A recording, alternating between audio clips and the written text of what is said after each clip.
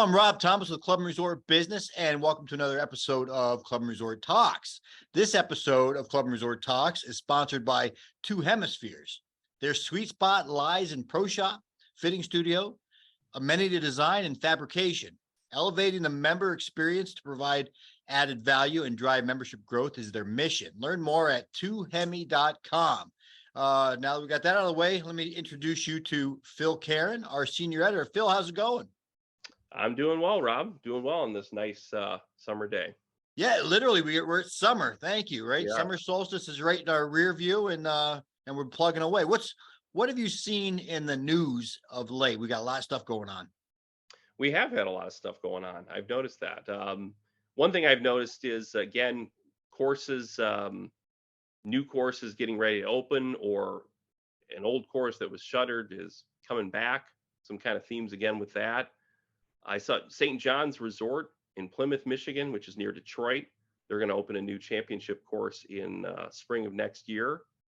That's according to the story we had, that's actually that region, southeastern Michigan's first high-end public golf development of its kind in more than 2 decades. Also part of a $50 million resort transformation that started in 2021 under the new ownership, which is Pulte Family Charitable Foundation. They're going to have a new course. The new course is going to be called the Cardinal, and it's going to have an 18-hole championship golf course. Interesting one here, a 7-hole par 3 course, and then a 2-acre putting course, which again is becoming a more and more popular thing, the putting course. Yeah, that sounds fantastic. And the fact that it's southeast Michigan, that's awfully close to us. We can get up there and see what the property looks like, hopefully soon. You being a Michigan native, I'm sure Yes. you're excited about it as well when you get back home, huh? Oh, absolutely. I was about to mention that too. That's about probably about half hour from where I grew up. So another great course for that area. There's a lot of good golf up there, though, I can tell you as well, in that region. And it's nice to see that opening up there. Also, moving a little more south. Speaking of courses that once operated and are being revived, there's a course near Leesburg, Virginia, that's going to reopen next year after being closed since 2006. That's hard to believe. Resort Development Partners, they entered an agreement with the Beacon Hill Community Association to revive the course. The course was originally called Golf Club of Virginia. It opened back, I guess, in 2001. I guess it wasn't open for very long, but it's going to reopen again next year in 2024 as the Preserve at Beacon Hill. Resort Development Partners is going to convert, I guess it was once a 27-hole course. They're converting it to an 18-hole course, championship course. They're going to add a 9-hole family course in a later phase. Also construct a new clubhouse with dining and golf game improvement center. Looks like a great project. And it's a golf course being resurrected, if you will. And that story made me recall that National Golf Foundation had put out a press release a couple months ago talking about golf course supply. And one of the topics they talked about was golf courses being resurrected. They actually kind of admitted they don't really necessarily track that super specifically, but by their estimation, since 2006, speaking of that year, since 2006, more than 250 golf courses have been resurrected, which I know is not a huge number in the scheme of things, but I have to admit, it is probably higher than I would have guessed, because I feel like that's, a golf course is such a large endeavor that I wouldn't expect one that had been closed for multiple years, decade, if you will, to be revived like that. And it's interesting to see that happening, and great to see that for the folks in Virginia. Yeah, shocking to think that after almost 20 years, it hadn't become a Walmart or an Amazon shipping center or a neighborhood. Who knows? I mean, a lot goes on in 18 years or whatever that would have been. But years. Heck, that's fantastic. Good news that the more golf courses, the better. Absolutely. It's interesting. I was thinking about that here near my house. There are 2 courses that have closed in the past, decade, 12 years or so. 2 courses, one probably just a mile from me, the other 5 or 6 miles. One of those, that second one I mentioned, has become a whole commercial development with some big box stores, if you will. So that one's not coming back. The other one, we'll cross our fingers, but perhaps could one day come back, but probably not very likely, unfortunately. I think there's some tentative plans for that property too. Yeah, well, So, I mean, neighborhoods popping up constantly, right? I mean, it's big money, all that land, prime real mhm, estate. yep, You can't fault people for selling it for development, but at the same time, it's a shame. It increases traffic.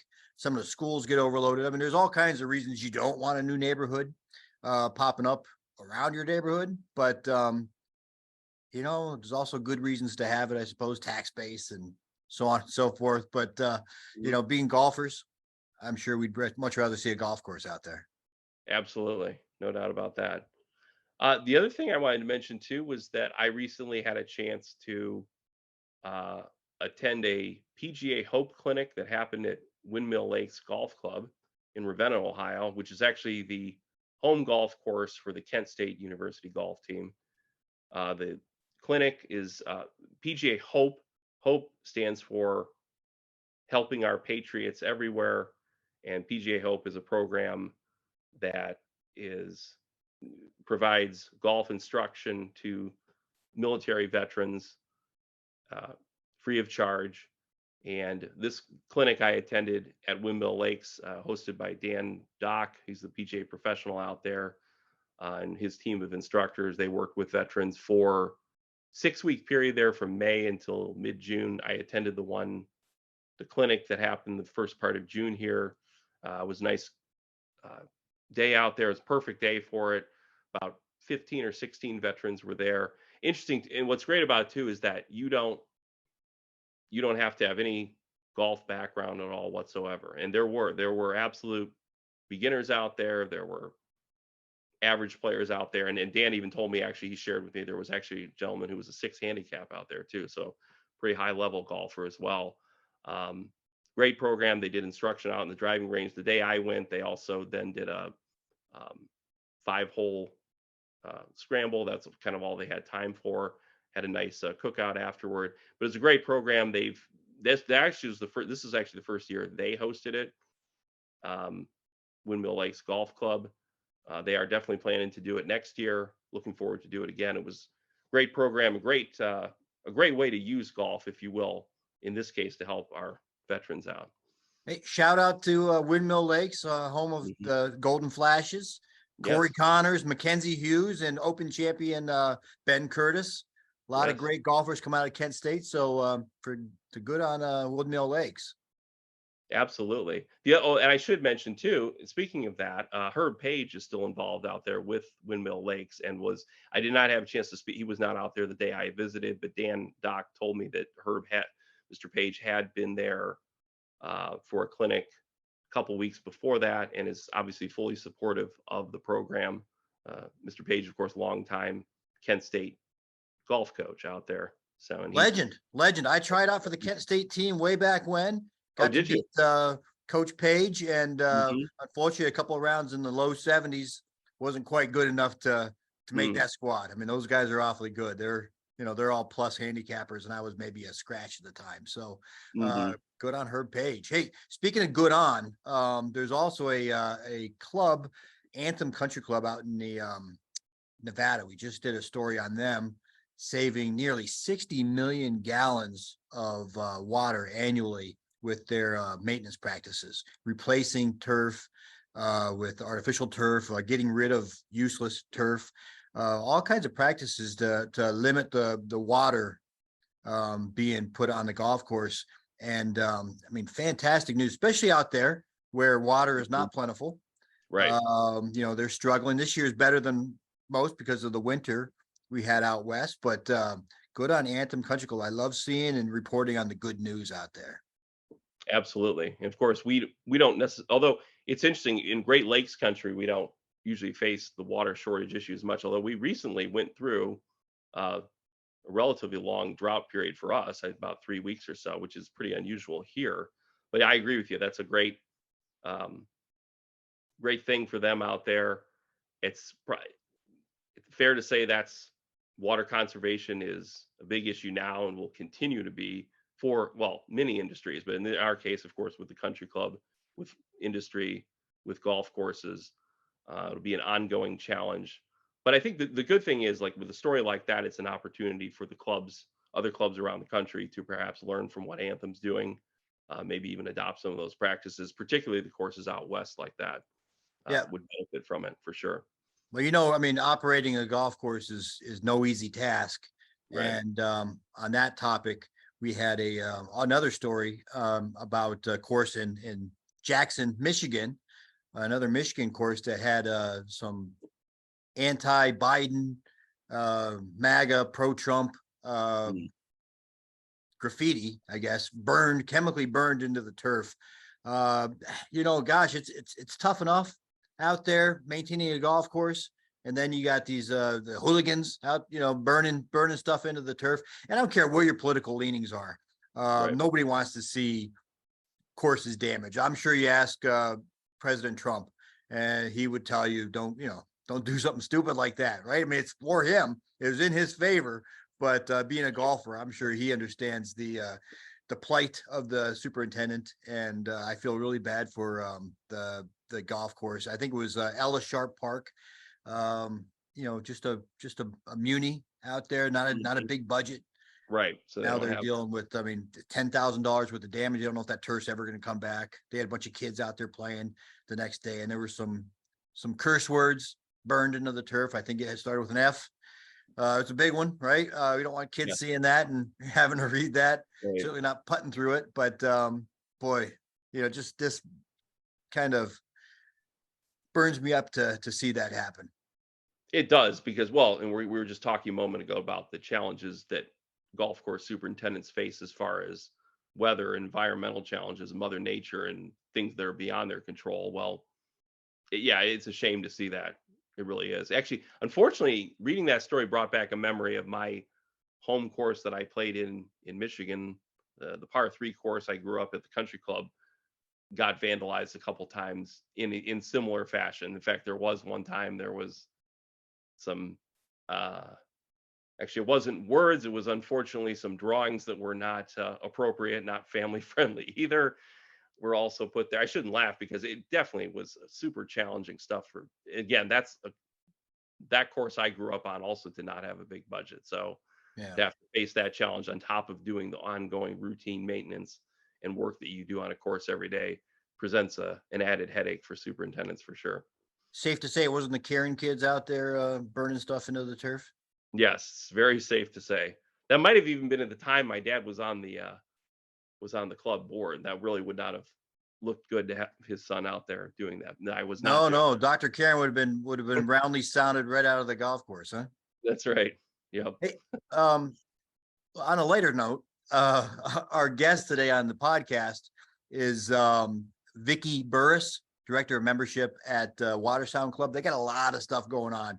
She's going to talk to us about what they've done. They've had a surge in membership down in the Panhandle. A lot of people have moved down there since COVID. Mhm. And they went from small club to a growing club, and how they're addressing that. We're talking about new restaurants, a new inn. They had the Watersound Inn down there. Now there's the Camp Creek Inn. There'll be a new golf course, a new DL3 golf course coming online, I think in 2025.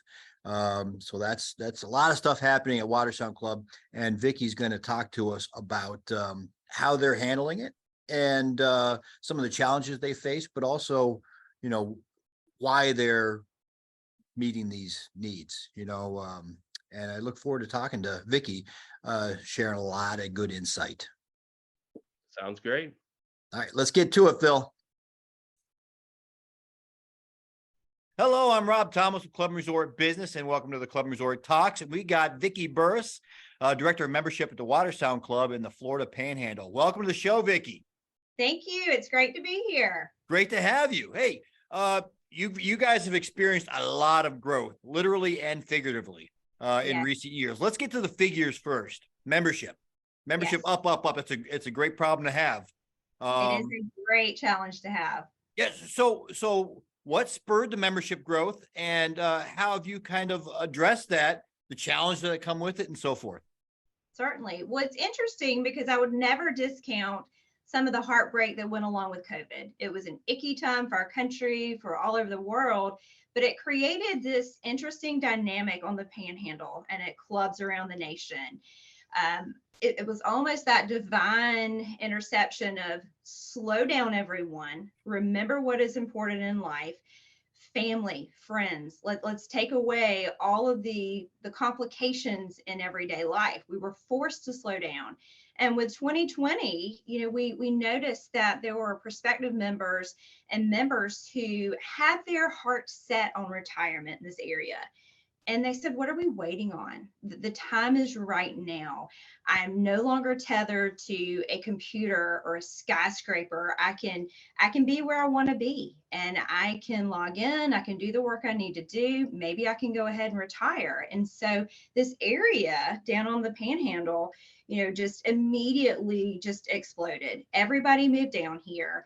And along with that, they wanted to find a home club, somewhere where they can play golf, they can get out in the sunshine and just spend that quality time with family. So it's been really interesting to see that growth, and it has not slowed a bit, Rob. Have you had any hiccups? I don't want to focus on the negative, but with so much increased membership and really a short period of time, that can present some issues with current members, or really making room for all these new people, which you love to have. You love to have them in the community, but it's not without its challenges. How do you face those? Yeah, so we have had a lot of growth. Before 3 years ago, it was a smaller size club. You have members who just came in and did their thing, and they're like, wait a second, where are all these people coming from? I want that 8:30 tea time. Yeah. So we have certainly modified some of our policies. The great thing is, Rob, is that with the added dues line, we can do even more incredible things. In the past few years, we have been under construction, an amazing amenity center, and that takes dollars. And I think members really understand when you have that candid conversation with, yes, there are a couple more folks on the tee sheet with you today, but because of this, look at these amazing amenities we can create. So we have certainly taken a look at some of our policies. We have modified our guest policies for the high season, the majors, if you will, Memorial Day, July 4th, Labor Day, rather than having this incredibly generous, guest policy. Rather than bringing 6, you can bring 4. And our members have appreciated that. They know and understand that maybe it's a little bit of a change from what we had in the past, but it does help maintain that service level on the big holidays. So they get it, they see it. And they also realize, that they were at one point that new member who just joined this club family, and they want to, to add that camaraderie in their lives. And they've met many new friends. It's been a neat blend to see those who have been around since the very beginning and those who have joined our club family later in the day. You mentioned the tee sheet and the golf course. Well, not Yes. golf course, the golf courses. Well, Camp Creek Inn, right? The Shark's Tooth. And now you've got Davis Love third kind of walking around the property. What's going on there? Indeed. So we were really excited about that. We anticipated that growth and hoped that it would stay. And so Davis Love III was brought in to say it's time. We're going to need that third course. And I will tell you, Rob, the fun thing about it, and I cannot take credit for this, but we have had Shark's Tooth, which is an 18-hole course. We've had Camp Creek. And then we thought, what are we going to name that third course? Wow, the designer Davis Love the third course. So it is actually called the Third. And our members have kind of gotten a little kick out of that. And they're thrilled to know that, yes, the tee sheet might be a little bit active right now, but I know in a couple years, I'll have 18 more holes to play. That is a brilliant name. I saw it on the website, and I thought at first that's kind of odd. It must be like, oh, then you split 2 and 2 or 3 together. Three together. You come up with that. It was fantastic. Yes, I'm glad. And again, I can't take credit for that, but I think it's pretty witty. We think we're funny. Yeah, you also have a terrific performance center as well, right? So golfers are well taken care of at Watersound Club. Yes, absolutely. So we have one of the most patient director of instruction in the industry. And the fun thing is we love golf. We love to get out there, but there's nothing more frustrating than feeling like you kind of hit a plateau in your game. So Ben Blaylock is there for you just to come in, and even our high level golfers just to tweak a little bit, to have that new club that's fitted especially for you. Ben's passion combined with TrackMan technology really helps everybody enjoy their game a little more. And it's fun to get the spouses involved as well, get your children in there to see if that is their area of passion. So it's really been a great addition to the club. Hey, I would love to reach a plateau. I'm kind of in a valley right now, unfortunately. Yeah. So I got to get back up the other side. Doing that, Rob. Come on down. Well, I'll tell you what, if I do come down, there are places to stay, right? Nice transition there. Yeah. The Camp Creek Inn, the Watersound Inn, there's a new place to stay, correct? We do. So part of our amenity expansion over the past couple years has been the addition of the Camp Creek Inn. Now, right on the campus where we have our 18-hole course, we have the performance center over there, all the pools, all the good stuff, is this beautiful boutique inn called the Camp Creek Inn.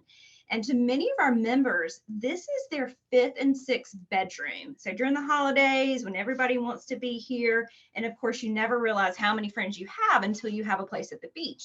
So this gives them that 5th and 6th bedroom. They know that their guests are going to be very well taken care of. And also for those who are hearing all about the Panhandle, all about Watersound Club and the things that we're doing, this gives them a great way to come and spend a couple nights, get out on the courses, swim in the pools, eat the tacos, do all the good things, and really immerse themselves into the club lifestyle. Well, I'll tell you what, you're just lobbing up softballs for me, and I'm just going to keep hitting them out of the park. You got your guests there. They're staying at the Camp Creek Inn. They're staying at the Watersound Inn, but they got to have something to eat, right? There's dining options on property, plenty of them, and there's another one coming. Absolutely. So right now with the first section of the amenity expansion, we have Bark and Brine, which is a beautiful smokehouse concept. They smoke the pork and the chicken and the beef brisket right there. So you might be out there on the driving range, kind of finds its way over to you, which leads everyone over to Bark and Brine. Beautiful area, casual bar atmosphere, have your barbecue sandwich, all that good stuff. So yes, that is open right now. And once the inn opens next month, that will add another 2 dining venues. So 3 different choices depending on what your mood is that day. The bar area in the inn is beautiful, phenomenal, just a great place to be. They'll have some craft beers, some tapas style, and then the final dining venue will offer an upscale evening experience for our members to enjoy. Wow. Fantastic. I cannot wait to get down there and visit myself. I told you I used to live and work in Alabama, so a lot of my friends and colleagues would travel down to the Destin area, Panama Beach, and right in your neck of the woods, right? So neck of the woods. I'm coming down to visit, and I'm going to stay at one of these facilities, beautiful inns, and eat some of this food. The smoking really got my attention. Good. I'm glad. Yeah, bless you all. So what are your members saying now that not only these new additions are in place, but they're more coming aboard? What are you hearing from your members? So they have been thrilled with it. And it's really interesting. I had a new member join the other day. They moved from a city type of area. And she said to me, Vicki, I want my children to have dirty feet at the end of the day. And I got a good little laugh about that. But she said, at our house here, we have one television. We spend our lives outside. And one of the best parts about the new amenity expansion is that members can spend the entire day there. They can go and swim laps in the pool in the morning. They can work out. They can head over, play pickleball, take a lesson, tennis, play 9, have some of that barbecue at Bark and Brine, and then lounge by the pool. There's a huge water slide for children, which is so much fun. There's a playground, a teen lounge. So literally they can spend the whole day there. Now, of course, they haven't forgotten about our other club locations. We have Watersound Beach Club, which is right there giving our members that private beach access. Now, we're in a tourist area, so lots of people are coming here to visit. but this gives our members and their families and guests their very own space. When they look to the right and they look to the left, they're seeing their fellow members, those that will be in book club with them and yoga and on the course. So it's really a very nice family, true club atmosphere. So they've just been thrilled with the new amenities. So the spring breakers aren't necessarily right on their property. Sharing beach. Yeah, they're here, but they're not in our little bubble, Rob. Fantastic. Hey, so I'll get you out on this. Grab your crystal ball, if you will. What do you see at Watersound Club in the next 5 years, next 10 years? You're growing. Are you going to continue to grow? Are we going to hit that plateau that I'm hoping for in my golf game? Or are we just keep on blowing up? What's happening? So the beauty of our company structure is that we have vast land holdings, and truly the sky is the limit. We have land to build future golf courses, amenities, and as long as those sweet prospective members are coming our way, we will rise to the challenge to continue building and creating spaces for them to build their memories and be part of the club. So we're just going to ride that wave, Rob, and hopefully continue to do what we're doing right now, which is super exciting for the club. Yeah, I mean, you mentioned the pandemic was tough on all of us, but it really did provide a boost to the industry that we know and love. Absolutely. And I hope it continues to go up, just like Watersound Club. Yes. How can people find you? How can they find not only the club website information, but contact information? They want to get a hold of you for membership. They want to get a hold of you. Maybe one of your colleagues wants to get a hold of you and say, what are you guys doing down there? How can you help us? Absolutely. Well, I'm thrilled to do that. Of course, it's watersoundclub.com, email address membership@stjoe.com. I'm passionate about the industry. I've been around forever, and I'm so happy to always work with my colleagues and brainstorm and do all the things. It's certainly a passion of mine, and I'm happy to be there for whoever needs me. Well, Vicki, thank you very much for taking the time to talk to us today. And I look forward to meeting you in person and visiting the club and seeing everything that's going on. That sounds perfect. Love to have you.